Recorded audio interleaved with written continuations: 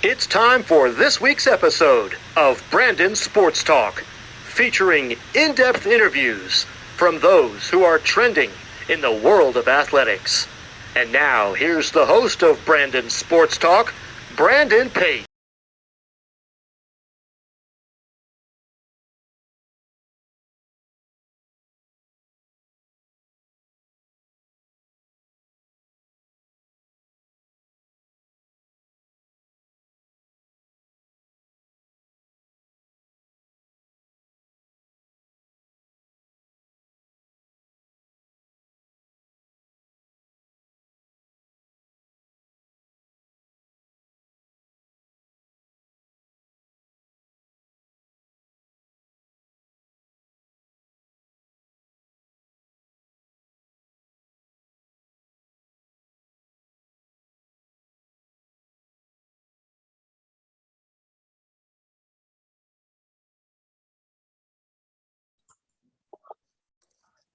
Welcome back to Brandon Sports Talk. In today's episode, I have the privilege to interview the Ohio State assistant softball coach Jordan Clark. How are you doing today? I'm good. Thank you so much for having me, Brandon. I'm excited, and let's get after it. Thank you. Can you talk about how you knew that you wanted to get involved in college softball? Yeah, that's a good question. I actually didn't know that I wanted to get involved in college softball. I went to college to be a teacher, and I thought that I always wanted to go into education, and that I would work at a high school and just live the simple life. And life throws you curveballs sometimes, and an opportunity came up after my third year teaching, and I just took it and ran with it. And I got an opportunity to coach at Arkansas to start my career. And, I haven't looked back since. I think of all the coaches that have impacted me in my life. And I think of, that I could potentially be that person for someone else. And, that's just something that keeps driving me and keeps me excited about what I do. And, I don't look at coaching as a job. I look at it as a hobby. And when you get to say that about your job, it's, you're pretty lucky. What was your playing time like at Miami, Ohio? Yeah, so I went to Miami of Ohio from a small town in Arkansas. Had no idea where Miami of Ohio was. I thought when they sent me recruiting letters that I was going to Miami, Florida. And then I quickly realized Miami, Florida doesn't have softball. So I took a visit, and it was everything I wanted in a college experience. I think that, for me, I wanted softball. I wanted a social life. I wanted friends. I wanted a good education. And I was able to get all four of those. And we won 2 conference championships, made it to 2 regionals, got to upset Tennessee when they were ranked number 5 in regionals. And so it was an experience that I value, and I still talk to all my teammates, and they were a big part of my wedding day. And it's everything that you want, everything you chalk up when you're going through the recruiting process. So very fortunate, very lucky. What was it like getting to put on that Miami, Ohio jersey and being so close to home? It's you put the jersey on for the first time. I think now in the recruiting process, all these girls get to try on their jerseys, and put it on social media on their visits. And I didn't get that. So I remember the first time putting it on, it was like, wow, this is what you worked for 18 years of your life. And it's finally coming true. And, my family, I was probably 8.5 hours away from home when I went to college. And so my parents didn't get to come to all my home games, and they didn't get to see me play every single game, but it still didn't make the experience any less special. What was it like when you got your first coaching job at Arkansas Razorbacks? Yeah. It's something that I didn't feel like I deserved. I know that sounds kind of crazy, but to go from teaching and coaching at a middle school and a high school to coaching in the SEC, I thought my boss was kind of crazy, honestly, for hiring me, but she took a chance on me, and I'm forever indebted to her. And I think that it was the best thing that I could have done for my career, because I got to learn under some great mentors and really learn what it's like to be a college coach and what all it takes, the time, the attention to detail, and just the passion for the game again. And I think that, when you play in college, it's a job, it's a grind, you graduate and you're ready to take a break. And so, teaching for 3 years and then getting into college coaching, for me, I think was the best thing that could have happened, because it made me fall in love with the game again. What was it like, obviously, in 2017 and 2018 going to the NCAA regionals? Yeah, so 2017 we went to regionals. When I went to Arkansas, it was a rebuilding phase. We were, one of the worst teams in the country when we took the job, and then to see the culture change in 3 years and to go from a losing record to all of a sudden you're in the top 15 teams in the country and you're going to super regionals, and it was an experience. And so being from Arkansas and getting to coach at Arkansas, you make your state proud, and there's no professional teams in the state of Arkansas. And so at that time, our first season, we went from having 50 to 100 fans in the stands to having 4,000 people in the stands. And, it's something that I'll never forget. It's something that, I'll see the girls' faces. And when we finally won that last out of the regional game to take us to supers, and to see that everything that they believed in us as coaches and all the hard work they put in, and to see their dreams to start to be accomplished, is so cool. As a coach, it's when the aha moment happens, it is priceless. Of course, as you talked about coaching, obviously, in your home state, what was it like, obviously, coaching in your home state and having your family, obviously, get to see you coach, since, obviously, they didn't get to see a lot of your time? It's so cool. It's when you go into coaching, it's not just about you, it's about your family. It's about, my husband, and he went to the University of Arkansas. He did undergrad, grad school, worked for the Razorback football team, and to see it all just full circle, it's special. It's so special, and I'm so thankful for the opportunity, and I feel like a big part of that has made me who I am now as a coach at Ohio State. What was it like, obviously, transitioning from, obviously, the SEC, going from the Arizona Razorbacks to, obviously, the Big Ten with Ohio State?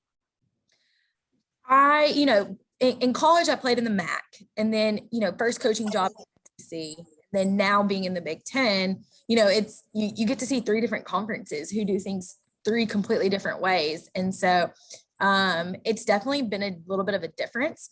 I think that across the board, there's differences in every conference, but the level of softball is still great. And so that's why I'm fortunate is, I got to start at a Power 5. I'm still currently at a Power 5, and those are my 2 stops. And so I would say I'm pretty lucky that I get to coach this level of softball. And, the athletes, these are athletes who had gotten recruited in the SEC that I'm currently coaching now, but they chose to come to the Big Ten. So it's pretty special just to see that how they're so different, but also can be the same talent wise.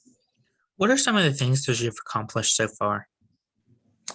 So since I've been at Ohio State, I think the biggest thing is we've had some athletes do some really special things. We've had, Lily Piper become a 3-time All-American, Emily Clark becoming an All-American for the first time. You had, Bree Betchel, who went from not being a starter to all of a sudden winning, all region awards. And you have Avery Clark, who was Emily's sister, winning, Player of the Week awards, and Sam Hackenbrack, Maya Rodriguez. They're doing some really cool personal things in their own game.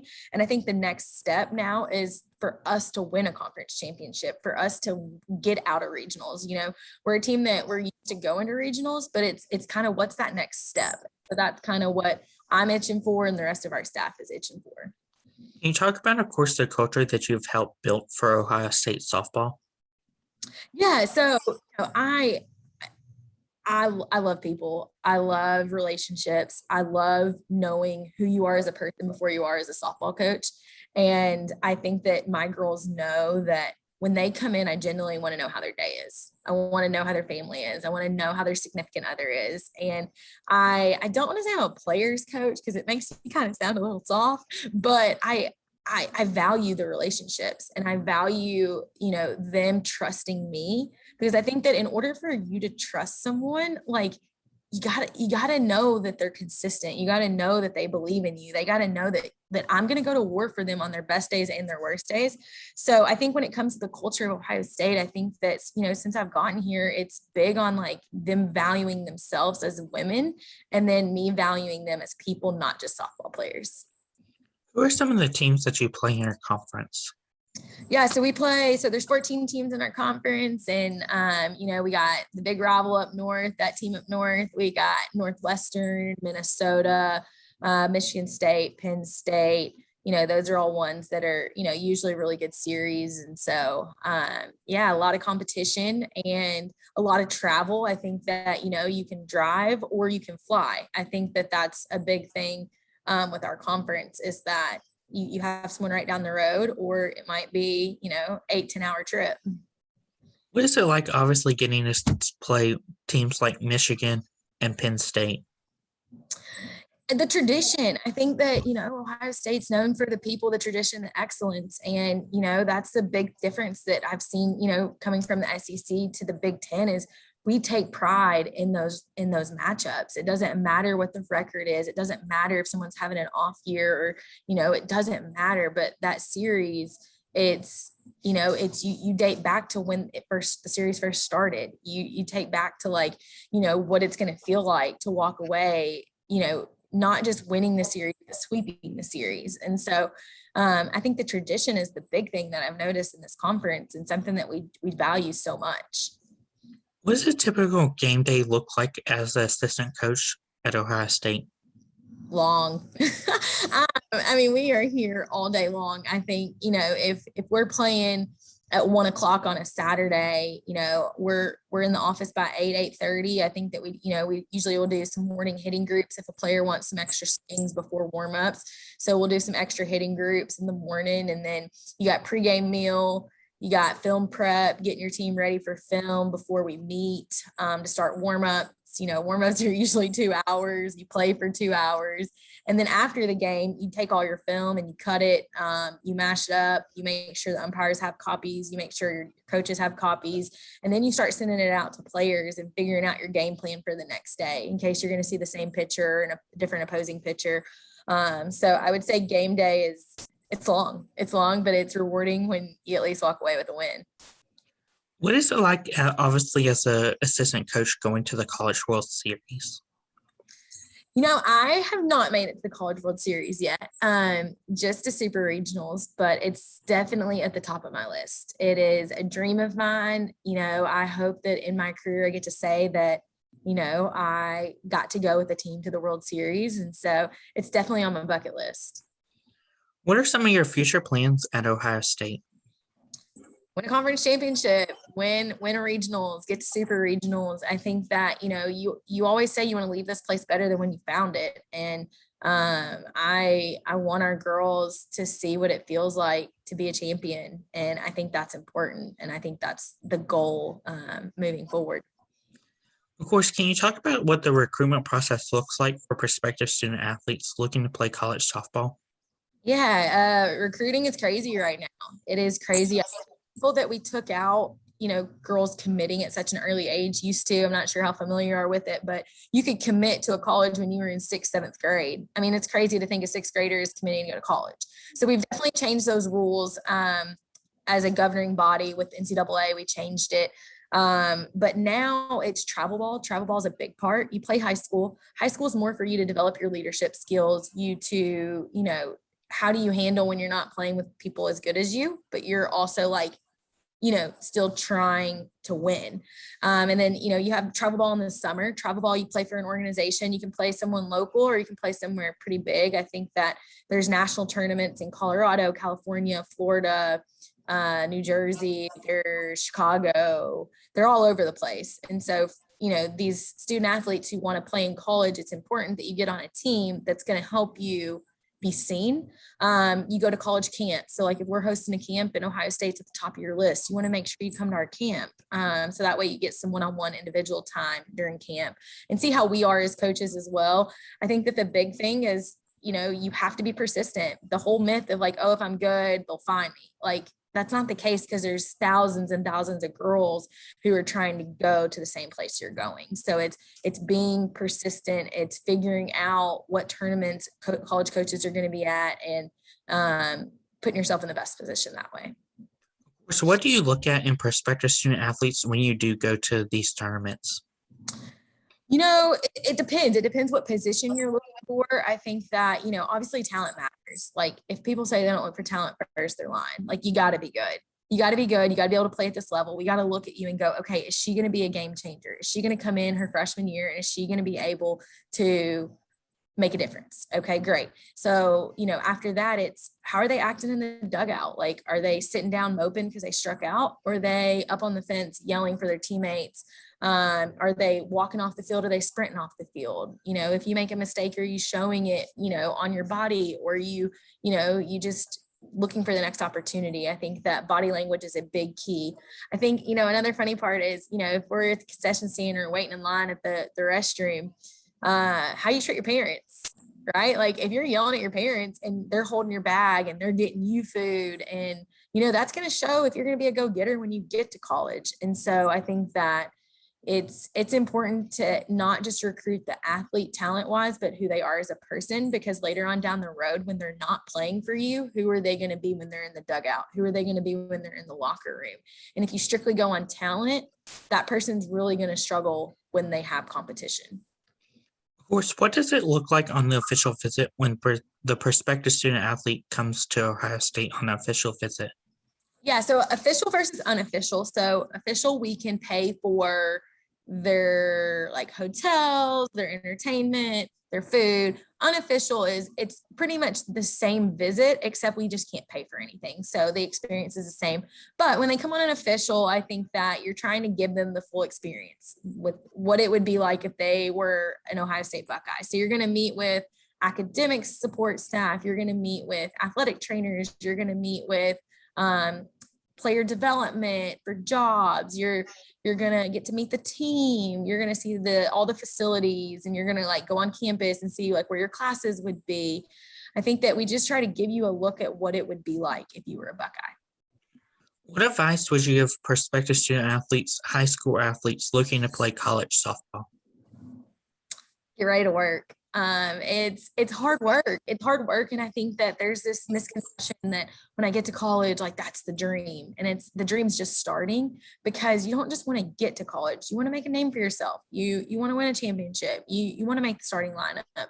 And so I think that if you think that just because you get here, you've made it, then it's not good enough. And so I think that for student athletes who want to do this is going to be the best 4 years of your life. I would not trade anything in the world being a college athlete. And I tell my girls all the time, I'm like, I would love to go back and do it again. That's how much I loved it. And so I think that it's important that they know that it's what you make of it, right? If you invest in your teammates, you invest in your coaches, you invest in the school and the university, it'll reward you. And it's memories that you'll have for the rest of your life. What advice would you give college athletes looking to go into professional softball, whether it's Athletes Unlimited or the PNP? I think that shoot for the moon. I think we still have Lily Piper, who is a former graduate, and she's playing with Athletes Unlimited and has an amazing experience. We've had Morgan Ray, who's gone over to Italy and played. And we've had several others, but those are the most recent. Emily Clark also played in the Pro League, and Shelby McCombs. So those are our recent athletes who have gotten involved in professional softball. I think that, it doesn't pay a ton of money. So if you're trying to do it full time for a full career, unless you're going overseas to Japan, then you're not going to get paid what you would probably want to make. So I think that it's more of a hobby, and it's more of a way to stay involved in the game as a side job. As long as your main job lets you go and play. So I think that it's an awesome dream to have. And I think that, we're wanting to get it back in the Olympics in 2028 in LA. And so I think that it's just opportunities. And I think that's the biggest thing with softball after college is opportunities, partnerships, brands, marketing. I mean, you name it, and you can kind of make a name for yourself in this sport just because the sport's growing and it's becoming so popular across the US that there's tons of opportunities. What advice would you give future college coaches looking to get started in the industry of college softball? I would say enjoy the process. I think that everybody wants to get that first job at a big school and make a lot of money. And I think of different people and different, how do you say it? Their experience and what their path is taking them down. And, it doesn't matter if you're at a small school or you're at a big school, enjoy it. And, the kids are the same. The kids are the same. Talent level might be different depending on if you're at a Division I versus a JUCO, but the game is the same. And, enjoy it. work hard. Don't make decisions solely based on money. Are you working for the right staff? Are you in a good city? Do you like where you live? Quality of life? Like, there's so many different things that go into choosing a coaching job versus what's the school's name and how much money you're making. I know it helps, obviously, but I think the biggest thing is enjoy who you work with, love where you live, and hopefully you make enough money to survive. That's great advice. Where can my listeners find you at on social media along with the Ohio State softball program at? Yeah, so I'm on Instagram, Twitter, and Facebook. Facebook's pretty boring, just life stuff. But Twitter, you can find me on Twitter and Instagram for sure. And then Ohio State softball, same. You have an Instagram, a Twitter, and a Facebook. Thank you again, Coach Jordan Clark, for your interview, and best of luck in your future with the Ohio State softball program. Absolutely. Thanks so much for having me. You can find Brandon Sports Talk on Facebook at Brandon Sports Talk, Instagram at Brandon Sports Talk, Twitter at Talk_Brandon, and you can find me on YouTube at Brandon Sports Talk. Don't forget to like, comment, and subscribe. Thank you again, Coach Jordan Clark, for your interview, and best of luck in your future. Bye. You've been watching Brandon Sports Talk. Please feel free to like, share, and subscribe to Brandon Sports Talk on social media and on YouTube.